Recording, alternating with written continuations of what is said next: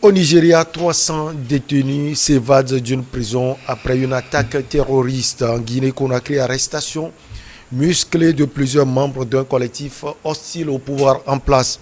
Et puis en Angola, la rencontre Kagame et Tshisekedi va-t-elle ou bien a-t-elle calmé les tensions? On finit comme de coutume par le Togo, droit LGBT.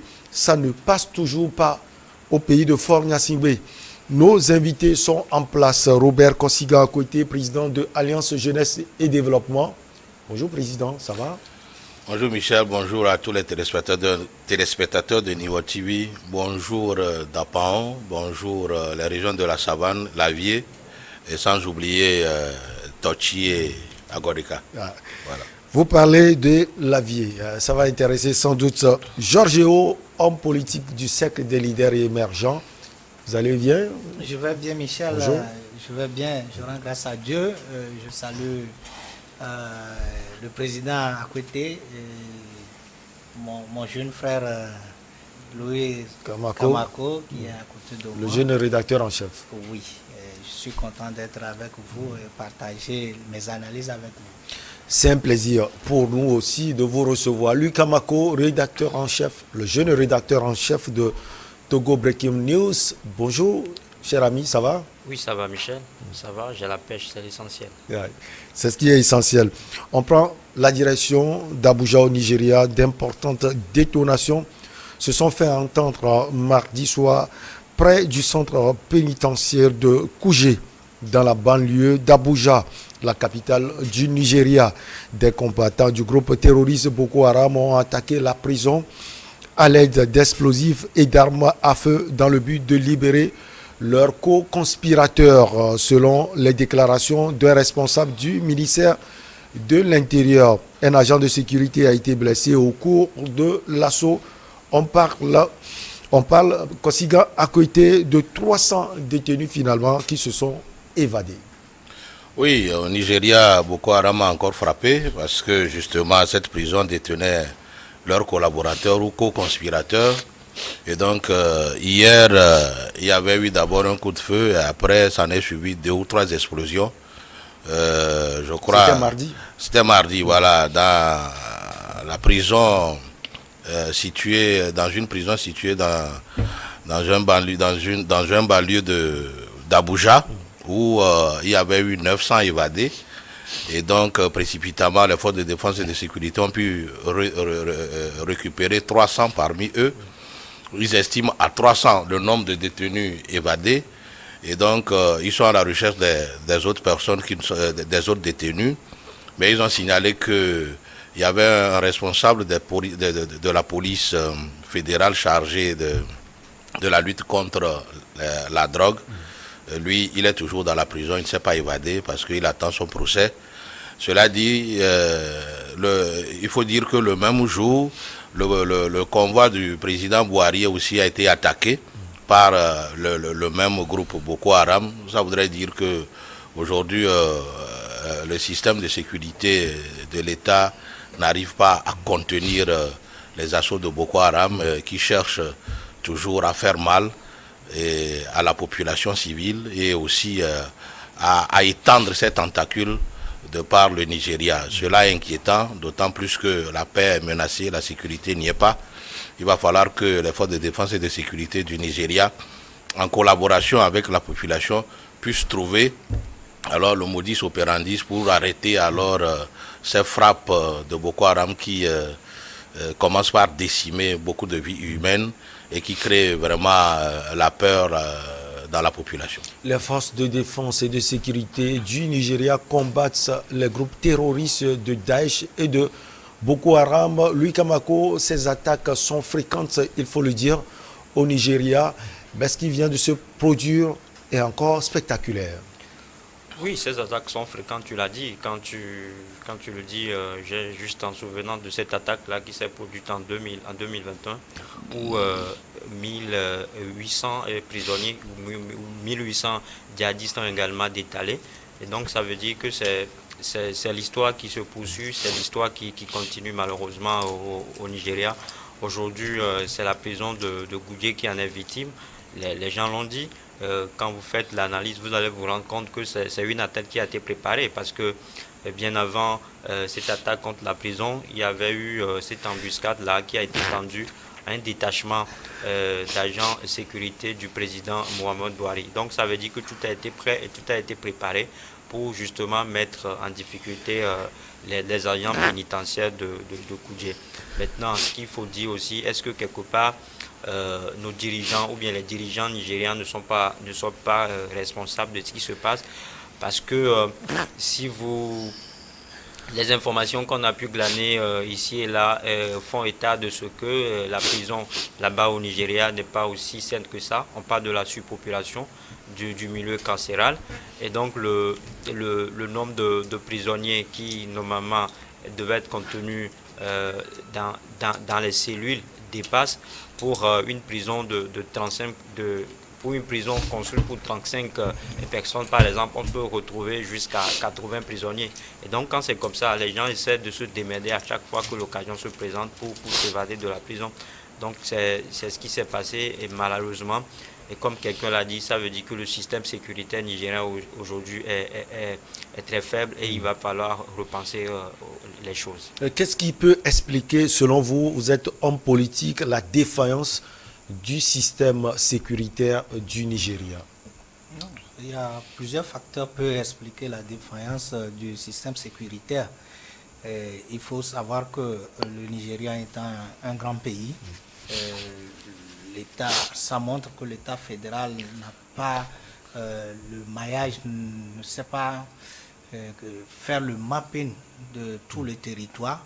Et il faut aussi savoir que, comme le dit le président Bouhari, qui était déçu du renseignement, du service de renseignement, qui est censé contrôler tout ce qui est d'ordre sécuritaire pour le mettre à l'abri de un certain nombre de choses. Celui qui se déplace même, qui doit aller à Dakar pour, je crois, ils ont une conférence internationale aujourd'hui. Il doit être à Dakar. Il doit prendre l'avion à quelques mètres de la prison. De la prison. L'aéroport n'est pas loin de la prison. L'aéroport n'est pas loin de la prison. Je pense que, est-ce qu'il n'y a pas de sabotage au niveau des forces armées? Est-ce qu'il n'y a pas des gens qui sont acquis à la cause de ces groupes terroristes? Oui, lui Kamako l'a dit. Est-ce qu'il y a possibilité? Il peut y avoir. On ne peut pas exclure aujourd'hui avec ce qui s'est passé, alors que le service de renseignement, ceux qui préparent l'arrivée du président ont été attaqués. Ça veut dire tout simplement que le président pourrait être attaqué. Et donc, on ne peut pas dire, on ne peut pas exclure des pistes comme de sabotage en interne, ou soit que les gens à un moment donné se sont dit, mais qu'est-ce qu'il faut faire étant donné qu'il y a déjà Boko Haram qui nous fatigue. Vous savez, le budget pour ce qui concerne l'armement, la sécurité dans nos pays, ce sont des budgets colossaux. Et est-ce qu'ils ont les moyens nécessaires pour financer leur budget en ce qui concerne la sécurité? Est-ce que ceux qui sont en charge à un moment ne se disent pas que nous n'avons pas les moyens? Et donc, quoi qu'il en devenait, nous allons justifier par le fait qu'on n'a pas mis à notre disposition les moyens nécessaires. Il y a beaucoup de choses qui peuvent expliquer cette défaillance, parce qu'aujourd'hui, le Nigeria n'est pas à sa première... c'est pas la première fois, je voudrais dire. L'année passée, ça s'est posé. Et je pense que quand les choses sont fréquentes, il faut prendre des dispositions nécessaires pour pouvoir le freiner. Mais aujourd'hui, il faudrait de constater que ça se reproduise.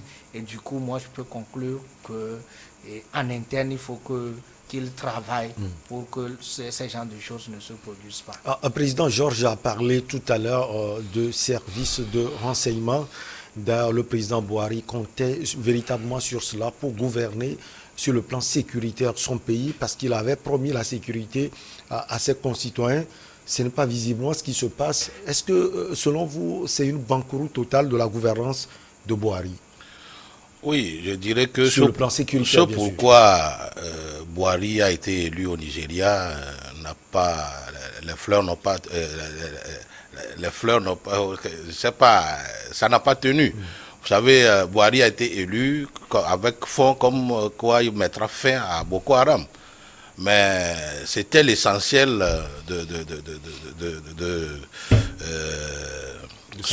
de sa feuille de route pour au cours des élections passées avec Goodluck Jonathan. C'est ainsi le Nigeria souffrait des affres de Boko Haram dans le temps. Et Boari a dit, étant un ancien général, il a dit, je mets fin à ça. Et donc les gens lui ont fait confiance. Mais je crois que c'est la corruption qui gangrène l'appareil sécuritaire du Nigeria. Puisque, entre-temps, il s'est même dit que le Boko Haram, alors, avait comme fournisseur quelques généraux de l'armée nigérienne qui fournissaient alors Boko Haram avec les armes destinées à les combattre. Donc je dis, il faudrait revoir l'appareil sécuritaire et mettre des hommes intègres. Aujourd'hui, le Nigeria a un problème de corruption à un niveau élevé, ou même au sommet, dans les sphères les plus hautes de l'État, la corruption a fait place et donc l'État n'est plus ça. Donc, il va falloir que Boari remette les choses en place et cela peut même leur coûter la présidentielle prochaine à venir. Ah oui, parce que l'opposition est mobilisée et puis ils n'ont plus rien à vendre, rien à vendre parce que tout le monde sait que sans la paix et la sécurité, il n'y aura pas de développement. Et donc, les gens ne parlent plus de pauvreté au Nigeria, mais les gens veulent de la sécurité. Puisque en dehors de cette affaire de Boko Haram, il y a aussi les grands bandits qui sont bien armés, qui procèdent aux enlèvements ici et là. Donc pour vous, Atiku Boubacar, par exemple, le chef de file de l'opposition peut surfer sur la situation sécuritaire. Non, l'ennemi numéro 1 du Nigeria s'appelle aujourd'hui la corruption. Aussi longtemps que cette corruption ne sera pas combattue, et peut-être voir, même si ça ne va pas disparaître totalement, mais reculer un peu, je crois que le Nigeria continuera pas à souffrir de ces choses, puisque, vous savez, quand l'ennemi a les mêmes informations que vous, quand l'ennemi a les informations sur ce que vous préparez contre lui, il ne peut que vous prendre, vous prendre à l'improviste. Et c'est ce qui se passe.